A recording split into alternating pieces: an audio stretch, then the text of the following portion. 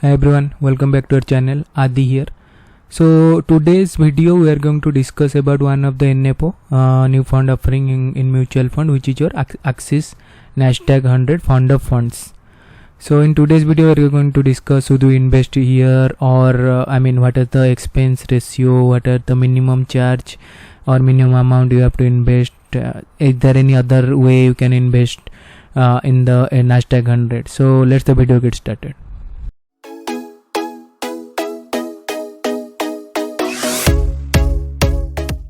So if you don't know Nasdaq 100, let me tell you. So in India we have your Nifty 50.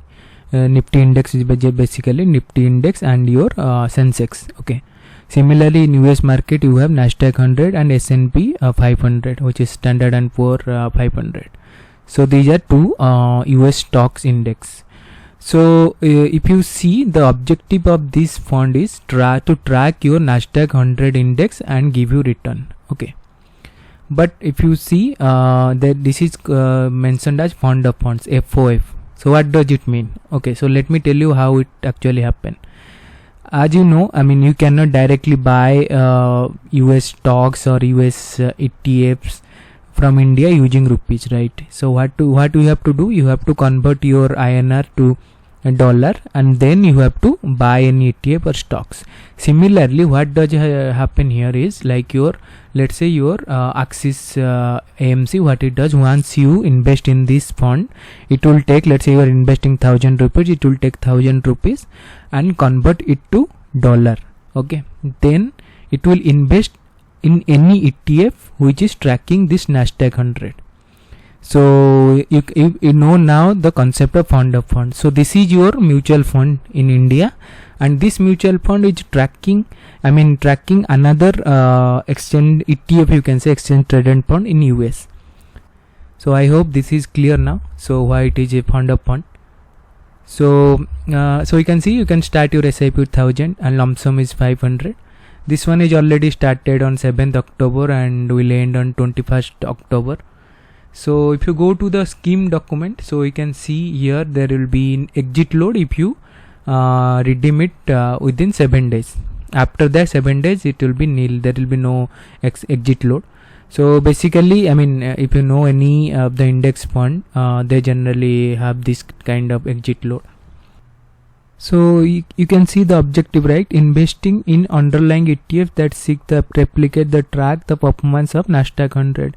So as I mentioned earlier, that it will invest in ETFs, in US ETFs, which is tracking your Nasdaq 100, okay, index. So as I already told that there will be two expense ratio. So one is your US ETF and one is this mutual fund. So in this case the issue is there will be lots of tracking error. Okay, so tracking error is always going to impact your return. So let's say what will happen, tracking error generally, if the index is giving 20%, if tracking error is more, then you will get less return. So let's say 20% is your index return. If your tracking error, let's say 1%, then you will get 19% return, though the index is giving 20%. Here the issue is because it's investing in another fund, so that ETF in US ETF will have some tracking error, and also this Axis mutual fund, because it's tracking that fund, it will have more tracking error. I'll show you in an example in a live session. So okay, so now come the question, should you invest it or not? Okay, so for me, I generally don't invest in NFOs, because if there are any existing mutual fund of similar category, I'll go and check, because you should know, NFO, it may work, it may give you good return or may not give you. So always invest in some mutual fund which is having past return. And also I don't prefer to invest in this fund of fund, because if I can invest directly in Nasdaq 100 through, let's say, IND money or vested, I'll get more return. Okay, so there will be no tracking, not much tracking error. So instead of investing through this type of mutual fund, I generally prefer to invest directly to the US ETFs. So let me tell you the issue which I already mentioned.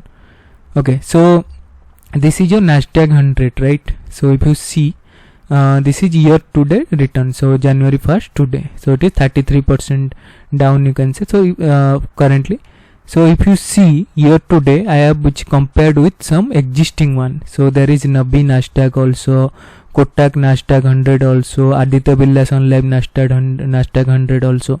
So if you see year to date, so the return is, if you see, 33.78%, okay, Nasdaq 100. But if you see in Navi Nasdaq 19.57%, Kotak you can see 23.71, and Aditya Birla Life is 24.43. So if it is in tracking this index, Nasdaq index, so you are wondering like it should it should have the same value, right? But that is because there is tracking error. So if it is 33.78% down, but you can see there is lots of difference in the mutual fund which is tracking the Nasdaq 100. This is because the tracking error. So what will happen? So let's say if it moves up to positive also, so the return will be less. So that is one issue. So if you want your investment to down by 2% or 3%, the same as Nasdaq 100, then you can directly invest in US ETF. Otherwise these things will happen. There will be always be tracking error in this mutual fund. So if you want to invest, then obviously currently US market is down, so this is a good time to invest also.